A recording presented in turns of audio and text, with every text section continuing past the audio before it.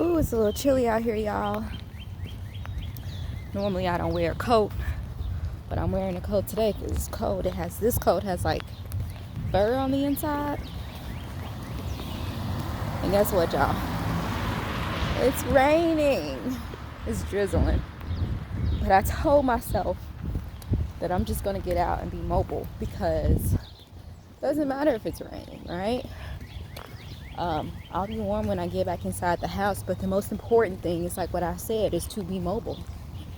And I can come up with every excuse in the book, every excuse in the world to not be mobile.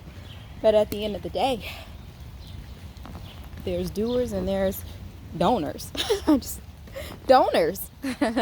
There's doers and there's people that make excuses, and it's easy to make excuses. I'd rather do what's uncomfortable. The birds are out chirping. Oh, I am getting a treat though that I don't need.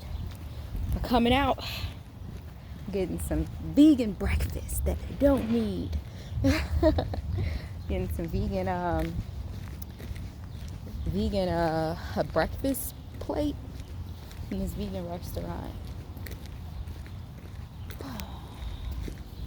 But I'm the only person at this park, y'all.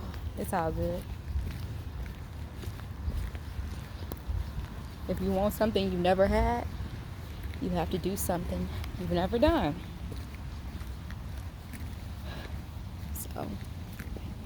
So yeah. If I seem a little spacey, it's because water is hitting my face. And you know how like it is when like you're in the water? Like for any of y'all that swim or have ever been to a pool or anything, it's kind of weird when you're in the water and the water is hitting your face, right? It's hitting your eyes and you're trying to like wipe it off. And so I'm not touching my face, but I'm trying to act like it's not raining. But my face feels the water in my eye, on my eye, or splashing on my face. So I'm like, ugh. But yeah, smells like cow manure at this park. The city needs to get up on their business doing the lawn care here. Looks like they tried to do a little bit of lawn care here. It feels good to do, you know? It feels good to be a part of the community of doers, you know? I've been listening to a few podcasters that I love listening to that really motivate me. And they motivate me. I may motivate you. We are all a community. We're all connected and we motivate and feed off of each other's energy, you know? And so these podcasters, a few of them, always see them mobile, always see them working out. And a few people always talk about the importance of showing up. Winners show up and don't make excuses. And that's a mindset. That is a mindset that we have to live by. And for many years, I was living by that mindset, but it's easy to fall off. That's why you have to check in with yourself. You know, it's easy to fall off. And I know for me, there was a time I would not make an excuse. I would get up and I would run and I would do whatever was necessary. I would run, I would jog. I would, if I was working a certain gig or a certain job, I would show up. I would show up early, you know? But you get comfortable when you get laxed in life. It's normal. We're only human. Especially since we've had this time during this pandemic. And yeah, I think I'm just going to be walking. Just power walking at the park. I'm the only person out here. Now it's starting to smell better over here. Maybe the water, the rain is washing away the smell of manure. It's not manure. It's just whatever is chemicals in the water. I don't know what it is.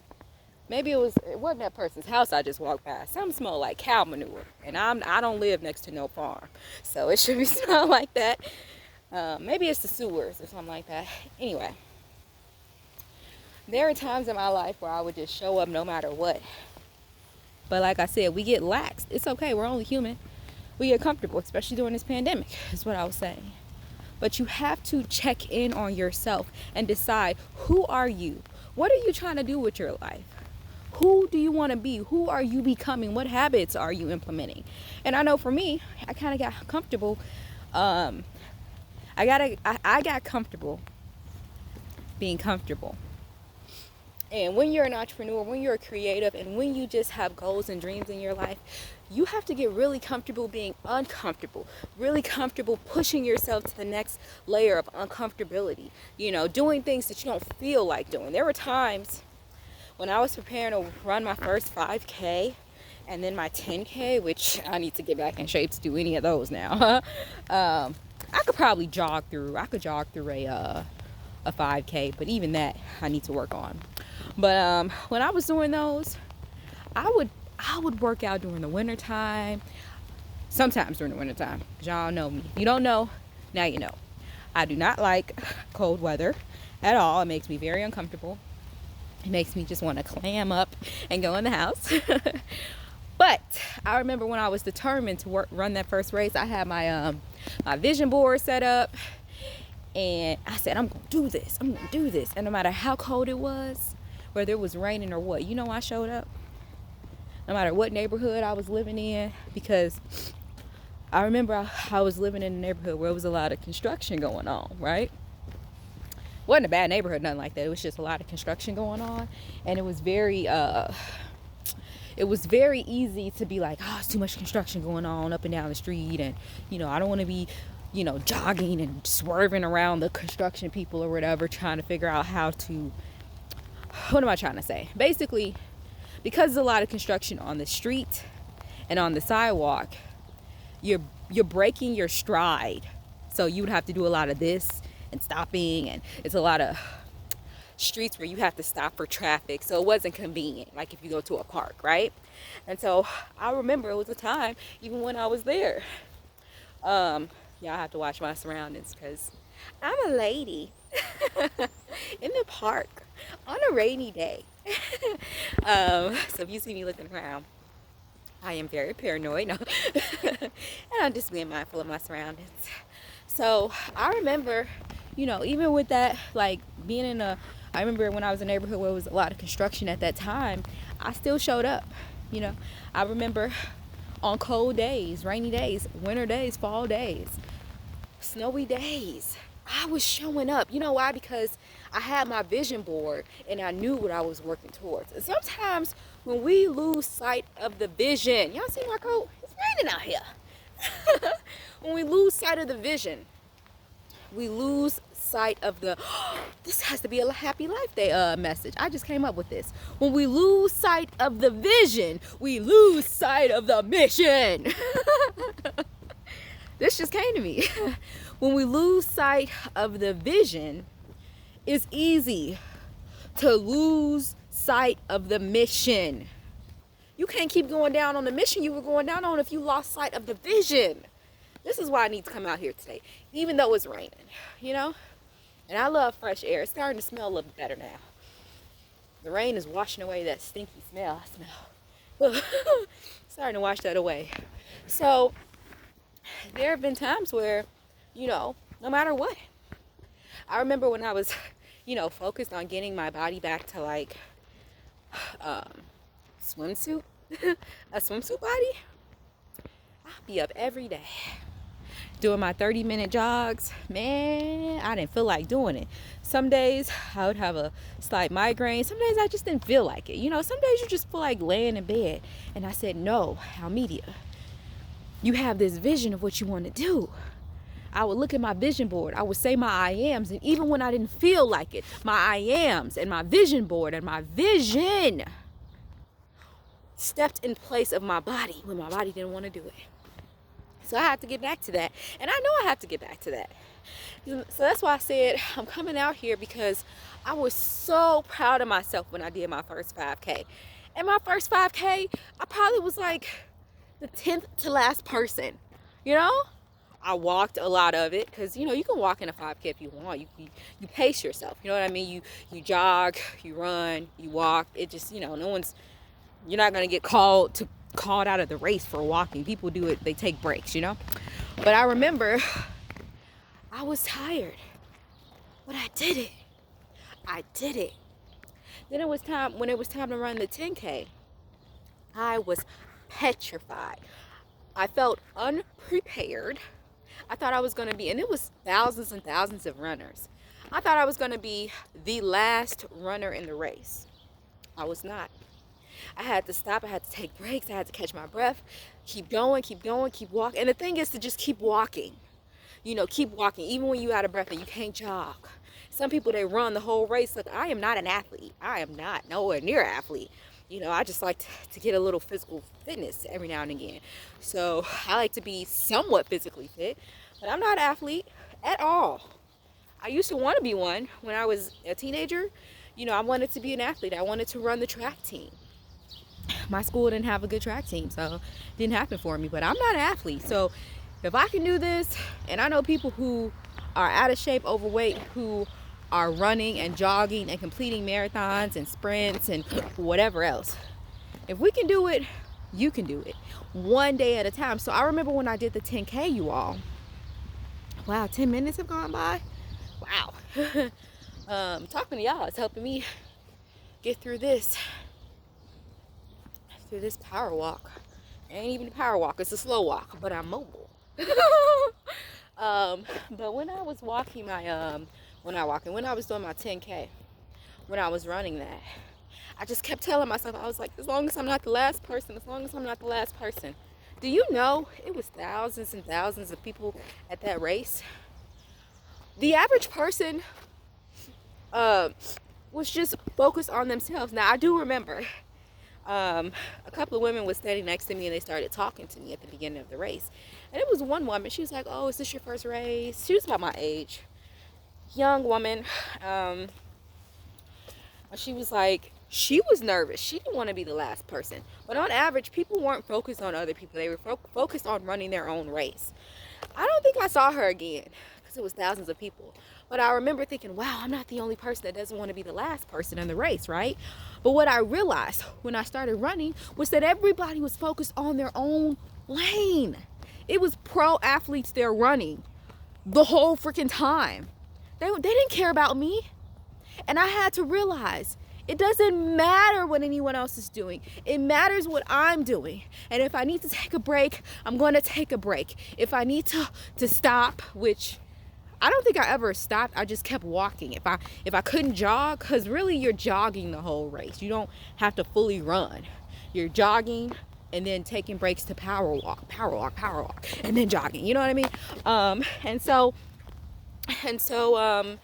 I remember realizing that everyone's focused on themselves. Let me focus on myself. What am I doing? Why am I doing this? Am I going to give up? Am I just going to say, oh, I'm too slow? I'm just going to... And some people did opt out of the race because they injured themselves and they were crying. I saw people on the sidelines with the EMTs, the medical people. They had injured themselves, so they had to stop. And they were crying because this meant so much to them. And I realized everyone's in this for different reasons. Everyone's on this road to life, just like on that 10K.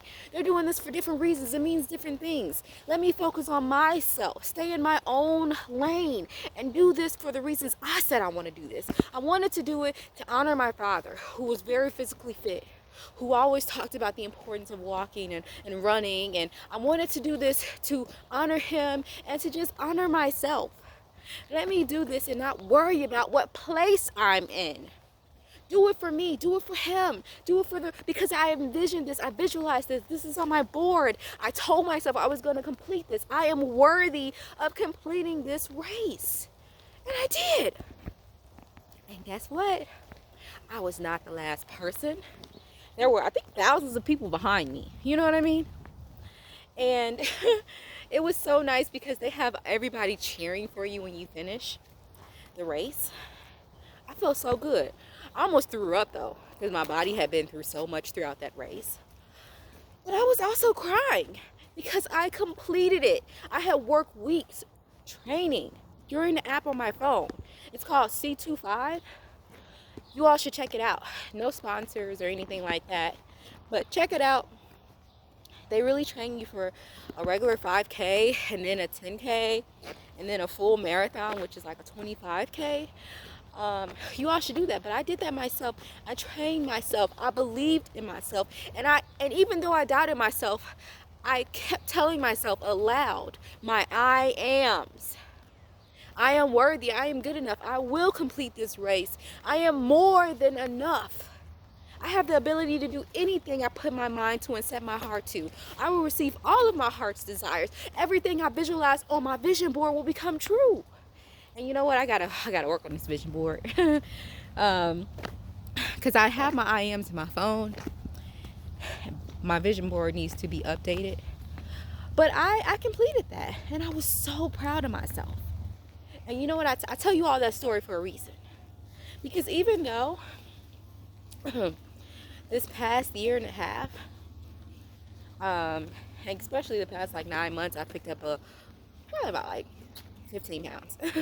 And 15 pounds doesn't sound like a crazy amount, but because I'm a petite lady, I'm a lady. The weight looks different on me because I'm shorter. And you know, I'm not like Respucia or anything.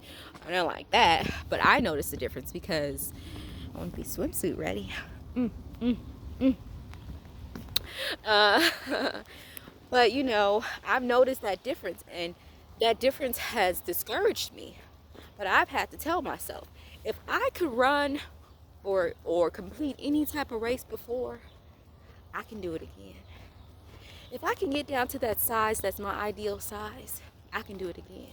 If I can complete and publish my first publication, my first book, I can do it again and again and again and again. If I can make a certain amount of money, I can do it again and again and again and 10 times more. If I can go and travel out of the country 1, 2, 3 times, I can do it a million times, no matter what's going on with the world, no matter what's going on with the pandemic. You know, whatever my heart desires. You know, if I learn how to get one real estate property, I can do it again and again and again, which is one of my goals. I'm going to start getting I'm working on real estate, okay?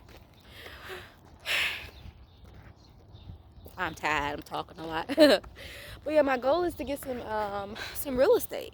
And once I get the first one, and the thing is that it's fear and everything, right?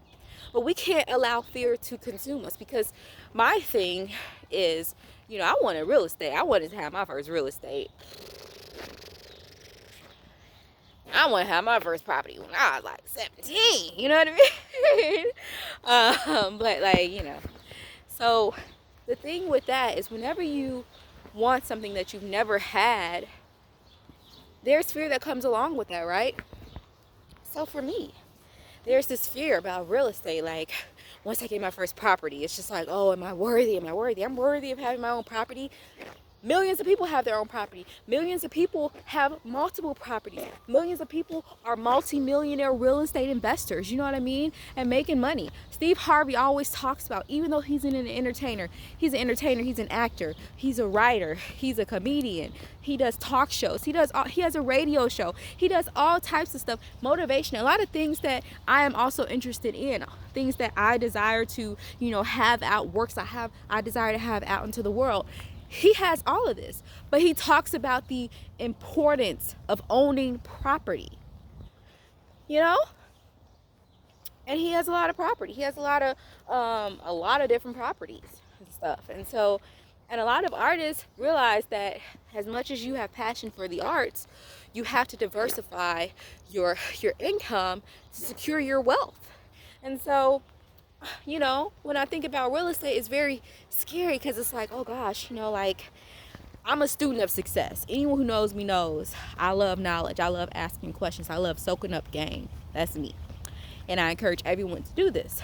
But it's a fear of like, oh my gosh, you know, the contracts, everything that you need to do to learn about real estate. Like, I don't, you know, what if I'm not good at that? Or what if I can't get my first property? And I'm like, no, like, I'm talking to myself when these thoughts of doubt creep in. You are more than enough. You are able. You deserve all of the real estate. One of my goals when I was a teenager, I said I want to have property everywhere. I want to have, well, I didn't say the word property. I wasn't thinking about real estate in that way. I said, oh, I want to have a house in Cairo, Egypt, because I've always wanted to go to Cairo. And I haven't gone yet. I was supposed to go last year for my birthday. And the pandemic happened. I mean, heck, I was supposed to go for quite a few summers. But last year I was in the position to go, and I was okay. I was in the position to go. I was, everything would have been fine. But the country, this whole pandemic kind of, messed that up.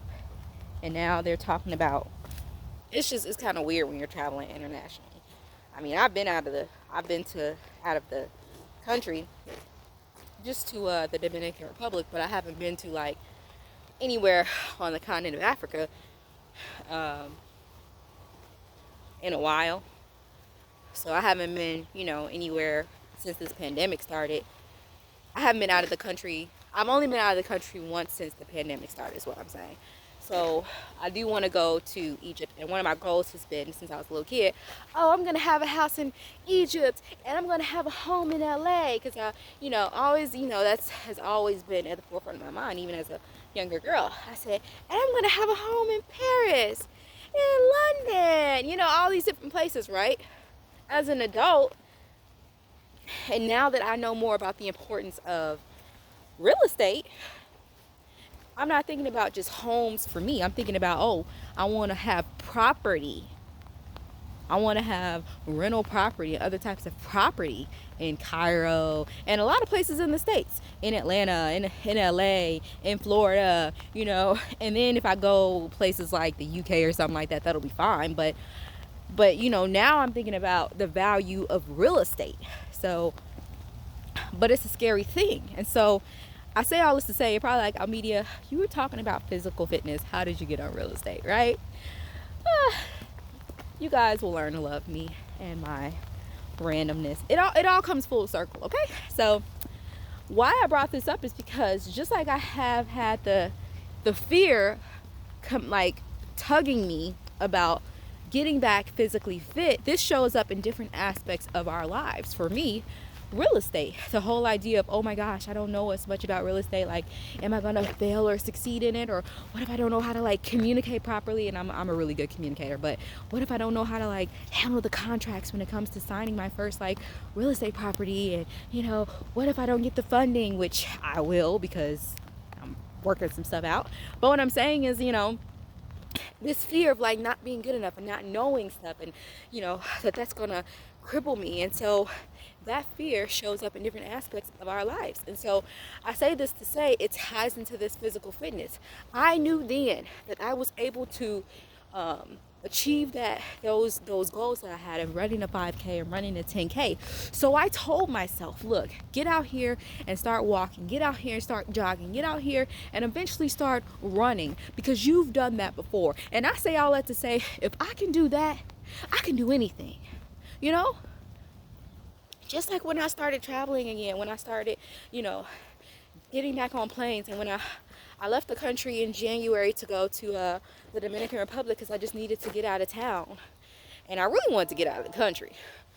But the Dominican Republic was easier to go to, so I went there for a week. I was scared. Because I was like, what if something happens? What if I get stuck? That fear had me, but I still did it. You know what I mean? Because I love to travel.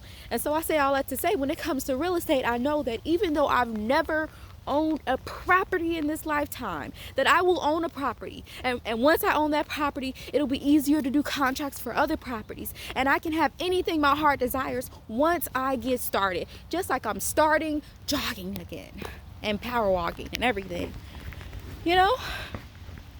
So I'm passionate, y'all. It's raining. See this? I ain't letting it bother me. Y'all see my coat? I ain't letting it bother me. Yeah.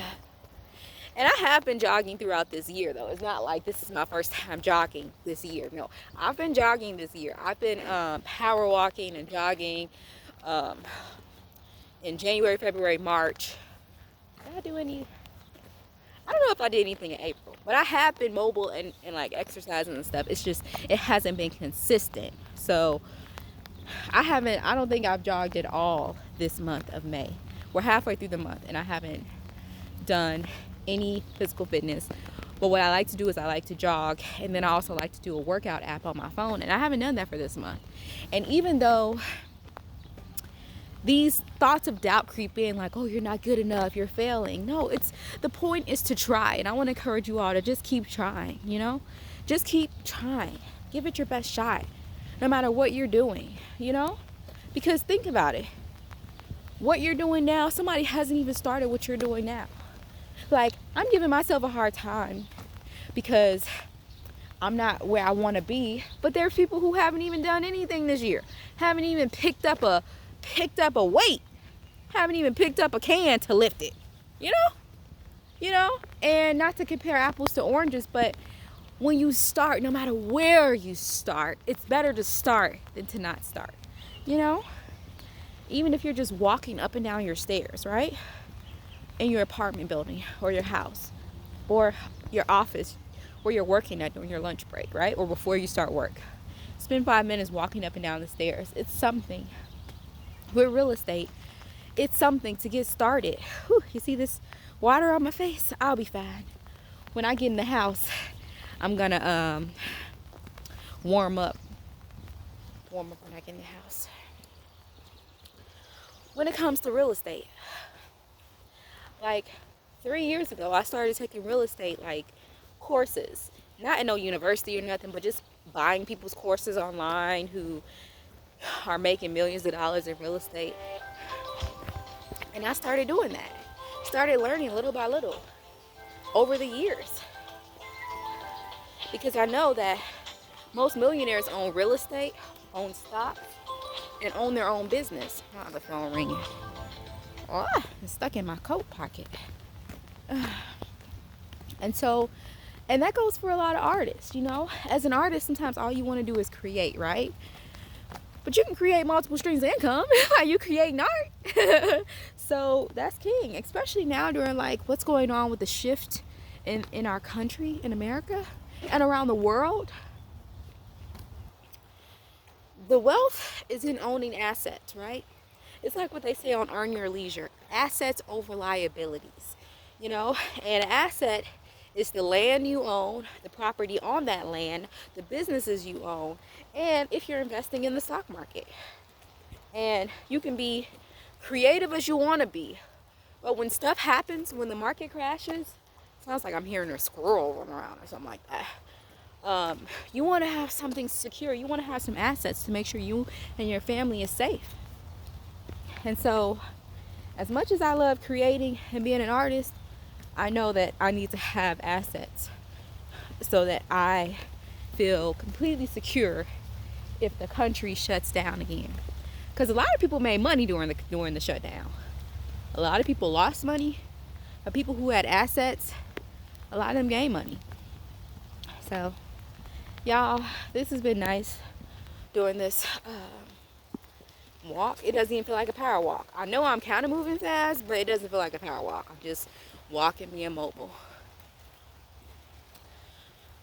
I'm gonna finish up and head back to the house, but thanks for tuning in, and stay tuned to my channel for some updates on a few things. And I love you all for watching. If no one's told you today, you are loved, you are valuable, you are important. This weather has my nose a little nasally.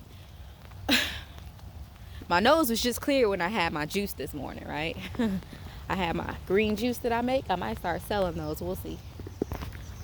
Selling those and some of my vegan desserts. We'll see.